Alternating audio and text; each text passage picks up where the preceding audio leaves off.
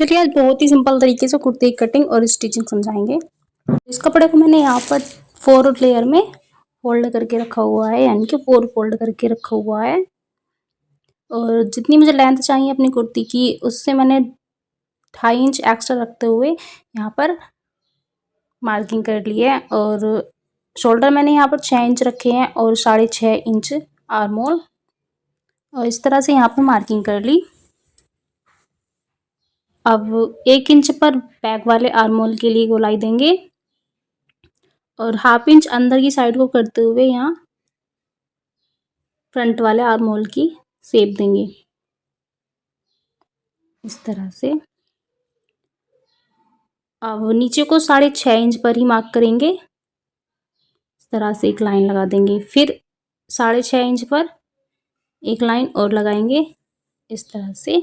और अपनी फिटिंग वाली मार्किंग करेंगे तो फिटिंग है मेरी 36 इंच, तो 36 का 4th पार्ट मैंने यहाँ पर 9 इंच पर मार्क किया। और कमर का नाप है 32, तो 32 का 4th पार्ट मैंने 8 इंच पर मार्क किया है। और फिर नीचे की साइड में यहाँ पर 9 इंच पर मार्क किया। अब इन तीनों पॉइंट्स को आपस में इस तरह से मिलाएंगे और 2 इंच की यहाँ पर लूजिंग रखेंगे सिलाई के लिए, यानी कि सिलाई का मार्जिन। अब यहाँ पर इसी तरह से मार्किंग कर लेंगे, प्लस 2 इंच का मार्जिन रखेंगे चाक फोल्ड करने के लिए। अब इसको इस तरह से मैंने कट कर लिया है, तो दोनों पार्ट हमारे एक साथ कट हो गए हैं, बैक और फ्रंट पार्ट। अब बैक वाले को अलग रखेंगे और फ्रंट वाले आर्म होल की यहाँ से कट कर देंगे इस तरह से। हमारे दोनों पार्ट की कटिंग हो गई। अब हम स्लिप की कटिंग करेंगे। तो स्लिप के लिए भी मैंने यहाँ ये 4 लेयर में कपड़े को फोल्ड करके रखा है। अब 3 इंच नीचे को डाउन करेंगे और 9 इंच मैंने इसकी चौड़ाई रखी है। 3 इंच यहाँ से डाउन किया और नीचाई 17 इंच ले रही हूँ मैं यहाँ पे। 16 मुझे अपनी कंप्लीट रखनी है और 2 इंच एक्स्ट्रा रखूँगी, जो कि हमारा आगे की साइड से भी फोल्ड हो जाएगा और 1/2 इंच हमारा ऊपर की साइड से भी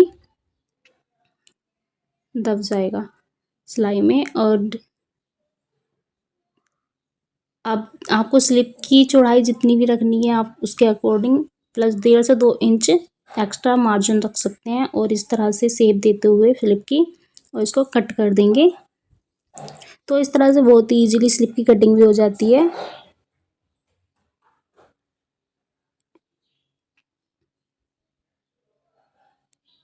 तो कटिंग हमारी कंप्लीट हो गई। अब हम इसकी स्टिचिंग करेंगे।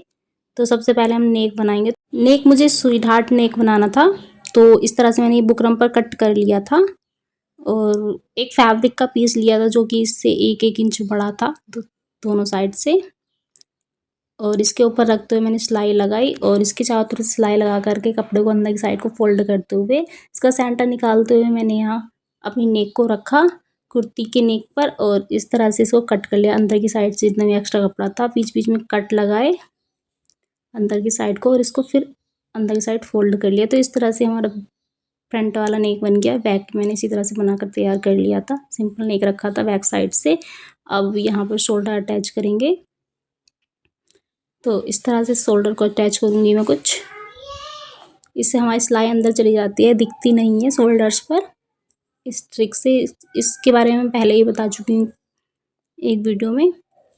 तो इस तरह से मैंने यहाँ पर शोल्डर अटैच कर लिए। अब स्लिप को अटैच करेंगे। यहाँ पर स्लिप को अटैच करेंगे। इस तरह से स्लिप को ऊपर की साइड से रखेंगे उल्टा करके, सीधी साइड से अपनी कुर्ती को रखेंगे और यहाँ मैंने सिलाई लगा ली।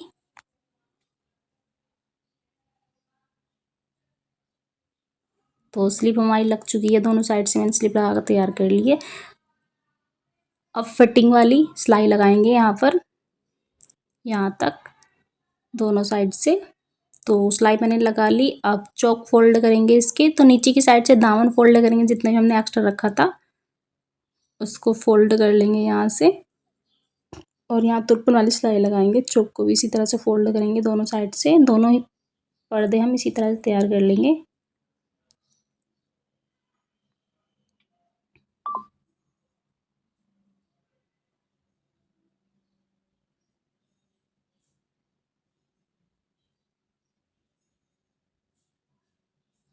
मैंने यहाँ कुर्ती को बना करके तैयार कर लिया है। तो आशा करती हूँ आपको इसकी कटिंग और स्टिचिंग समझ में आ गई होगी। अगर आप बिगिनर्स हैं ना तो इस तरीके से आप बहुत ही ईज़िली कुर्ती की कटिंग और स्टिचिंग सीख सकते हैं।